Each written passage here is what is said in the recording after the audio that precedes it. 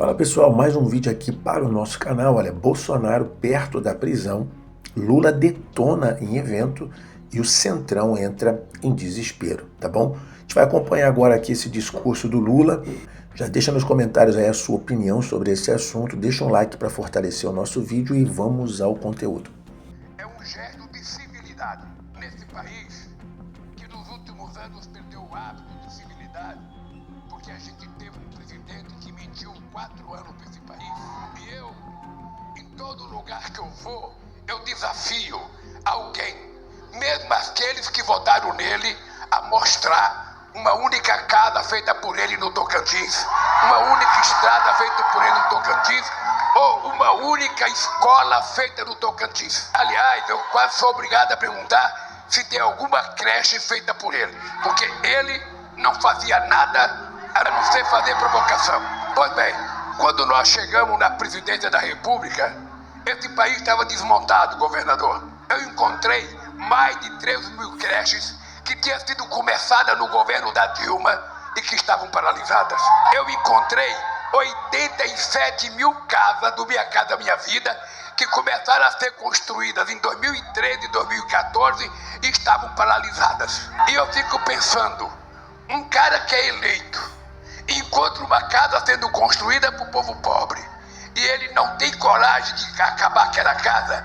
Eu fico perguntando, para que presta esse presidente? Para que presta? Bem, nós passamos 2 anos arrumando a casa. Quando eu falo arrumando a casa, vocês sabem o que é a gente mudar para uma casa alugada. Quando a gente chega, a gente tem que lavar, a gente tem que pintar, tem que ver telha quebrada, tem que ver esgoto quebrado, tem que ver se está funcionando.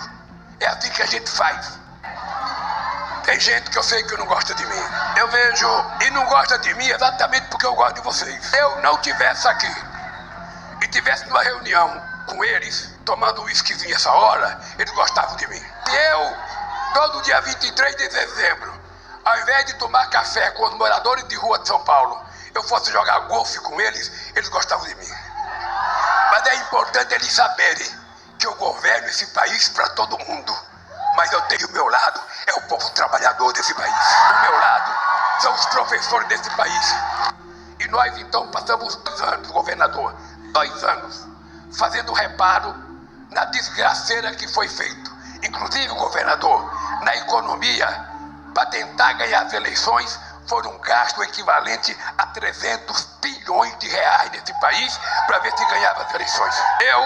Vocês nunca me ouviram a ficar falando mal das pessoas, porque quando eu assumi o governo, eu tinha um compromisso. E a única razão pela qual eu me candidatei à presidência é porque é inadmissível, é inaceitável que a gente tinha tirado o povo da fome nesse país e já tinha 33 milhões de famílias passando fome outra vez. Não era possível. Fazia 7 anos que se não aumentava o valor da refeição escolar. Fazia 10 anos que não se ajudava a Bolsa de Valores. Fazia anos, 7 anos, que não se aumentava o salário mínimo. E eu fico me perguntando, cadê a casa verde e amarela que eles prometeram? Cadê a carteira de trabalho verde e amarela? O trabalhador não quer saber qual é a cor da carteira. Ele quer trabalho. Ela pode ser preta, branca, amarela, vermelha, azul. O cara quer trabalho. E hoje tem mais. Muitos trabalhadores e muitas trabalhadoras não querem mais nem trabalhar com carteira assinada. Querem trabalhar por conta própria. Querem ser empreendedores. Não é isso? Querem ser empreendedores. Porque o cara quer ter mais liberdade. O cara quer ser dono do seu nariz. O cara não quer entrar numa fábrica às 7 horas da manhã, sair às 5 horas da tarde, chegar em casa às 7 horas da noite. Não. O cara quer ter tempo de fazer as coisas do jeito dele. E o que é que o governo tem que fazer? Apoiar. Quem quer trabalhar com carteira assinada, vai ter carteira assinada. Quem quer trabalhar por conta própria, vai ter crédito do governo para poder fazer o seu negócio. É esse país que nós estamos tentando construir para ver se um dia a gente se transforma num país de um povo de classe média. Um povo que mora, um povo que trabalha, um povo que estuda, um povo que come, um povo que tem acesso à cultura e um povo que faz aquilo que ele quiser, inclusive viajar dentro do Brasil ou para fora do Brasil. É assim que a gente quer esse país.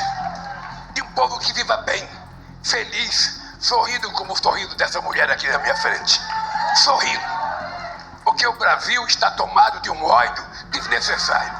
Eu amanhã, governador, amanhã, essa segunda-feira, nós vamos anunciar o Plano Safra. O terceiro Plano Safra. E eu vou lhe dizer uma coisa. É o terceiro maior Plano Safra da história. O primeiro em 2023, o segundo em 2024, esse agora. 3 anos seguidos. A gente está anunciando os maiores planos safra da história para o agronegócio e para a agricultura familiar. E eu não vou perguntar para quem o fazendeiro votou. Não me interessa. Eu não quero saber se ele é um fazendeiro que faz pix para ajudar o Bolsonaro na vagabundagem dele. Eu não quero saber. O que eu quero saber é que se ele está produzindo para esse país e o país está ganhando com isso, ele vai ter o que merece. Ele vai ter crédito. E vai ter crédito porque nós devemos muito à agricultura brasileira. Que o Brasil está virando verdadeiramente o sereno do mundo. Mas ao mesmo tempo que a gente vai fazer o maior crédito para o grande, a gente vai fazer também o maior crédito para o pequeno.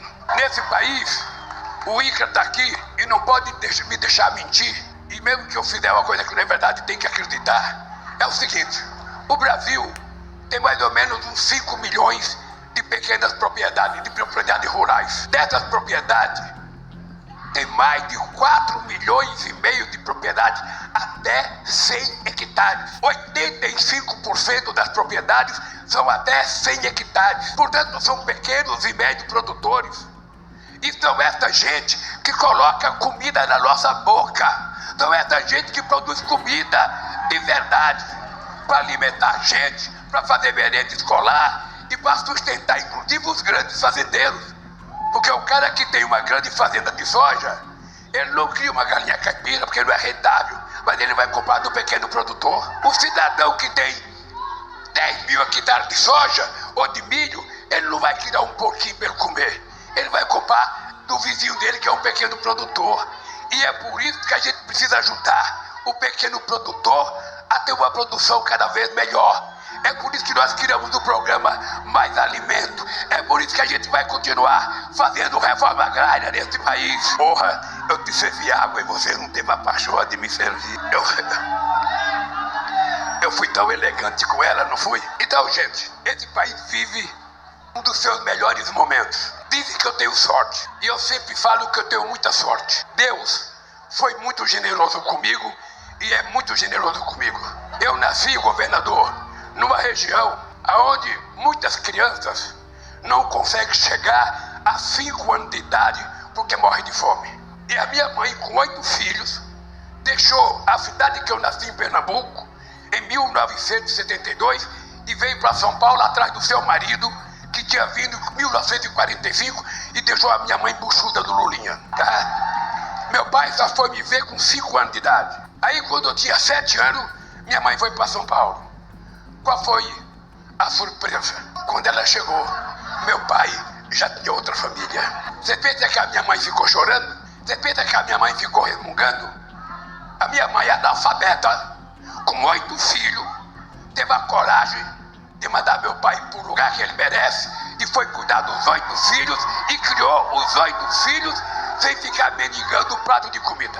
É por isso que eu sou assim, porque eu devo à minha mãe a minha educação. O meu caráter é da minha mãe. A minha generosidade é da minha mãe. A minha compreensão do mundo é da minha mãe. E é por isso que eu gosto de vocês. Porque eu não sou o presidente dos pobres. Eu não sou o presidente das mulheres, não. Eu sou vocês na presidência da República. Porque um cara que não morreu de fome até 5 anos de idade, um cara que não conseguiu entrar numa universidade, não tem um diploma universitário. Eu fui o primeiro filho da minha mãe a ter um curso primário. Eu fui o primeiro filho da minha mãe a aprender uma profissão. Eu fui o primeiro filho da minha mãe a ter um televisor. Eu fui o primeiro filho da minha mãe a ter uma geladeira. Eu fui o primeiro filho da minha mãe a ganhar mais que o salário mínimo. Eu fui o único a virar dirigente sindical e o único a ser presidente da República pela terceira vez. Não pensem que eu não sei o que aconteceu comigo. Não pensem o que aconteceu comigo. Eu não estou aqui por mérito meu.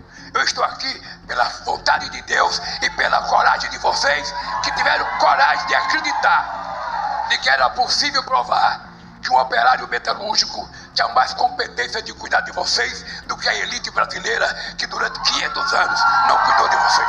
Quando eu falo assim, eu gosto de falar a verdade, porque aqui tem professores, aqui tem jornalista, que depois pode me desmentir se eu estiver falando mentira. Vocês sabem que a América do Norte, a América Espanhola, foi descoberta em 1498 por Cristóvão Colombo. Essa história todo mundo conhece. Cristóvão Colombo chegou em Santo Domingo, na República Dominicana. Eu tive o prazer de conhecer Santo Domingo e eu vi o navio com que Colombo chegou lá. Professora Dorinha, Colombo chegou lá em 1492. Em 1532 já tinha a primeira universidade.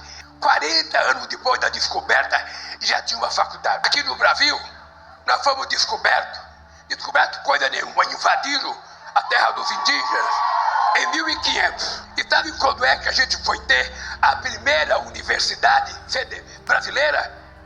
Em 1920. 420 anos depois. Por que isso aconteceu?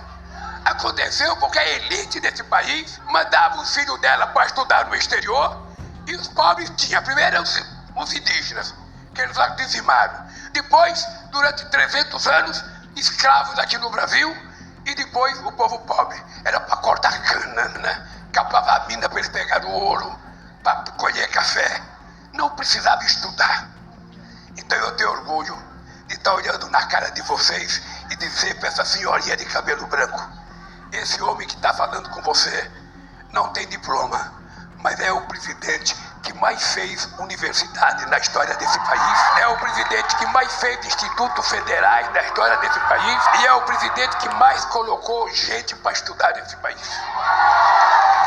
Nós agora vamos trabalhar para que a gente faça escola de tempo integral no Brasil inteiro. Nós tiramos o pé de meia para não deixar que meninas e meninos de 15 ou 16 anos desistissem da escola para ajudar no orçamento da casa. O governo vai cuidar para que o nosso jovem estude, para que ele possa estudar e se formar. Porque a gente não tem nada contra pedreiro, mas a gente não quer ser só pedreiro ajudante. A gente quer ser engenheiro, a gente quer ser médico, a gente quer ser, sabe, aquilo que a gente quiser. E é por isso que eu estou aqui, governador. Estou aqui por respeito a esse povo.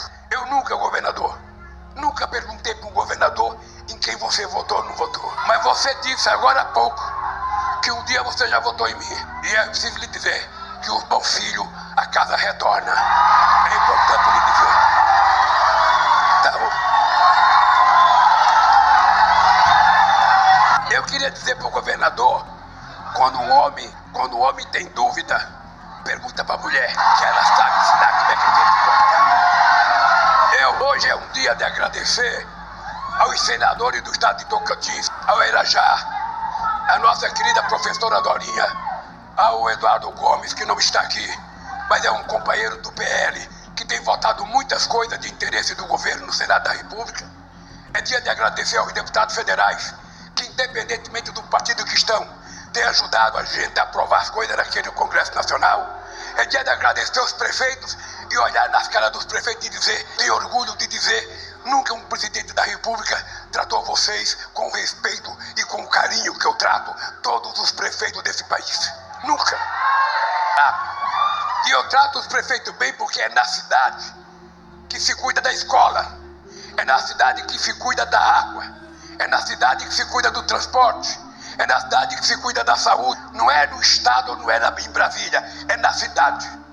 Então, prefeito, pode ficar tranquilo, que enquanto eu for presidente da República, não haverá nunca um cachorro policial mordendo a bunda de vocês em Brasília. Haverá sempre um presidente e um governo de braços abertos para recebê-los, ouvir o que vocês têm. É por isso que na Caixa Econômica, em cada superintendência da Caixa Econômica, tem uma sala para os prefeitos. É por isso que na Casa Civil da Presidência da República tem uma casa para atender prefeito, porque a gente não quer que prefeito fique perambulando ou fazendo coisa errada em Brasília. A gente quer que ele vá para Brasília e seja atendido naquilo que a gente precisa atender. É por isso que eu trato bem, governador. Nunca destratei um governador, mesmo aqueles que eu sei que não gostam de mim. Até porque eu nunca pedi para gostar, não vou casar com ele, então não precisa. A única coisa que eu quero é que a gente tenha uma relação de respeito. É a única coisa que eu quero. Porque os pobres desse país, eles gostam de respeitar, mas eles precisam aprender a ser respeitados também. E é isso que eu faço para vocês. Por último, dizer para vocês, companheiros, que tem gente que eu sei que não gosta de mim. Que tem gente que eu sei que não gosta de mim. O meu lado é a classe média baixa desse país, quer quem pague imposto de renda desse país. É por isso que eles não gostam, porque nós mandamos um projeto de lei para o Congresso Nacional, isentando todas as pessoas que ganham até 5 mil reais de pagar imposto de renda. E decidimos que quem ganha acima de 1 milhão por ano, presta atenção, quem ganha acima de 1 milhão por ano vai pagar um pouquinho. Eles não querem pagar, porque quem paga imposto nesse país é quem trabalha e recebe contra-cheque no final do mês, que é descontado na fonte. Nós agora fizemos uma outra coisa importante. Uma outra coisa muito importante que nós fizemos agora. Nós descobrimos que todo mundo fala não, porque gasta muito dinheiro com Bolsa Família, gasta muito dinheiro, não sei das contas. Nós vamos acabar com o Vale Gás, viu, Irajá? Nós vamos acabar com o Vale Gás. Eu vou dizer por quê. Porque nós vamos dar gás de graça para as pessoas pobres desse país. O botijão de 13 quilos de gás que vocês compram sai na Petrobras a R$37. Quanto é que ele chega aqui, governador? 130? Olha, o botijão de gás é entregue pela Petrobras a R$37. E ele chega em alguns estados a R$140, a R$130, a R$150. Ou seja, tem alguém roubando muito dinheiro. Eu comprei uma empresa chamada Liquigás no meu primeiro mandato em 2003, que era para regular o preço do gás. Eles venderam. Então nós temos hoje 4 empresas que mandam no gás. E eu vou fazer uma coisa. Nós vamos fazer o gás chegar para as famílias mais pobres de graça. O governo vai pagar. Uma outra coisa que nós vamos fazer nesse país, governador, não sei se você sabe que a lei de energia nesse país, que o rico paga menos do que o pobre. Porque o rico vai no mercado livre e o pobre vai no mercado regulado. Aí o pobre é obrigado a pagar todos os incentivos que a gente dá para as empresas. Então é um descalabro o rico pagar energia mais barata do que o pobre. Então presta atenção, a partir de agora, quem consumir até 80 kW não vai pagar mais energia elétrica nesse país. E quem consumir até 120 vai ter que é pra gente fazer justiça nesse país e permitir que o pobre não gaste 10% do salário mínimo pro gás. É simples assim. Uma outra coisa que a gente vai fazer, companheiros, eu tenho 3 coisas para fazer ainda. A outra coisa que eu quero fazer é que nós vamos fazer uma linha de crédito para reforma de casa. Tem gente que não quer comprar casa. Tem gente que quer fazer um quartinho pro neto, pro filho, um banheiro a mais. Então nós vamos, através da Caixa Econômica Federal, fazer uma linha de crédito para quem quiser fazer um biombozinho, vai fazer. Isso é importante. E a última coisa que eu quero fazer ainda este ano é uma linha de crédito para renovar as motos dos entregadores de comida nesse país. Esses meninos e meninas que trabalham entregando comida, às vezes não tem banheiro para fazer suas necessidades. Às vezes transporta comida na cota, cheirando o cheiro da comida, sem ter dinheiro para comer. Então nós precisamos cuidar dessa gente. Essa gente são brasileiros. Essa gente ama a bandeira verde e amarela. Essa gente ama o hino nacional. Essa gente ama a pátria que eles moram. Não são os mentirosos que ficam tagarelando na televisão, enganando o povo. Por isso, companheiros e companheiras, eu vim aqui hoje para dizer para vocês, nunca mais Enquanto eu tiver força, um cidadão mentiroso vai ganhar as eleições desse país, vai enganar o povo. Eu tenho 79 anos de idade. Eu tenho falado com Deus e eu quero viver até 120 anos. Viver. Primeiro porque eu estou com muita saúde. Segundo, eu digo pra Janja, eu estou melhor agora com 80 do que quando eu tinha 50. Eu acho que eu estou tomando água, encontrei o elixir da juventude. Eu acho. Porque é o seguinte, se quiser nos vencer, vai ter que andar esse país disputando com a gente na rua desse país. Vai ter que assumir compromisso com vocês. Vai ter que dizer por que o povo brasileiro, a economia só cresce quando o Lula chega na presidência. O salário mínimo só cresce quando o Lula chega na presidência. O emprego só cresce quando o Lula chega na presidência. O pequeno produtor só melhora quando o Lula chega. O PA só melhora quando eu chego. A cultura só melhora quando eu chego. Sabe por quê? Porque eu tenho uma coisa que eles não têm. Eu tenho uma coisa chamada caráter e vergonha na cara e compromisso com o povo brasileiro. E aí, se vocês precisam ajudar a derrotar as mentiras, vocês todo dia recebem 1 milhão de mentiras no celular de vocês. As maiores cretinices do mundo, inclusive com políticas de ofensas às mulheres, e política estimulando ódio de crianças, levando criança à morte, falando de preconceito contra pessoas com deficiência, com pessoas doentes. Isso não é possível, esse país não vai para lugar nenhum do mundo. E eu fico muito, mas muito puto da vida. O mundo está precisando de paz. Nós temos 703 milhões de seres humanos passando fome no mundo. E os países ricos, o ano passado, gastaram 2 trilhões e 700 bilhões de dólares em armas. Não gastaram um tostão com comida. Eu fico perguntando se essa gente não tem capacidade de se indignar com a pobreza no mundo, com a miséria. Ontem eu fui em São Paulo visitar a favela do Moinho, a cidade mais rica do país. Eu vi como é que o povo é tratado. Eu vi como o povo é tratado pela polícia.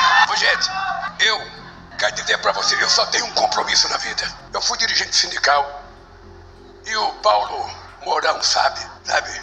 O Vasco Pedro sabe? O Vasco Pedro sabe que eu fui um bom dirigente sindical nesse país. E toda vez que eu ia na porta de fábrica, eu dizia, a única coisa que eu tenho medo é mentir para os trabalhadores. E quero dizer para vocês, a única coisa que eu peço a Deus que não permita fazer nunca é dizer alguma inverdade para vocês. Porque a gente não tem o direito de enganar o povo pobre desse país. A gente não tem o direito de enganar as pessoas que necessitam. Porque o Estado serve para vocês. É para vocês que a gente tem que governar. É para vocês que nós temos que fazer política. É para vocês que nós temos que investir em educação. Eu quero que o filho de uma mulher pobre, a neta da dona Raimundinha, que é bandeira de coco de Babaçu, faça a mesma universidade que faz o filho do cara que era dono da fazenda, que ela catava os cocos. Eu não quero tirar nada de ninguém. Não quero tirar nada de ninguém. Mas eu quero que o filho das pessoas pobres tenha o direito de disputar a mesma vaga na universidade que o filho do rico. Porque muita gente pensa que nós gostamos de coisa ruim. Tem gente que a gente gosta de comer comida de segunda. Tem gente que a gente só gosta de comer ovo. Tem gente que acha que a gente só gosta de comer as coisas compradas no fim da feira. Tem gente que acha que a gente gosta de se vestir mal. Aqui para eles, a gente gosta de coisa boa. A gente quer ganhar bem. A gente quer estudar bem. A gente quer morar bem. A gente quer construir a nossa família com dignidade, com respeito. Nós vamos ter que ter uma política especial para cuidar dos autistas desse país. Nós vamos ter que ter uma política especial porque é uma coisa que está acontecendo e afetando muitas crianças nesse país. E eu quero dizer para vocês o seguinte, quando terminar o meu mandato, eu quero poder andar na rua de cabeça erguida e dizer nome para cada mulher. Eu sei que eu não fiz tudo o que vocês queriam, mas podem ter certeza que eu fiz tudo que eu sabia e que eu podia fazer. Muito obrigado, gente. Que Deus abençoe vocês.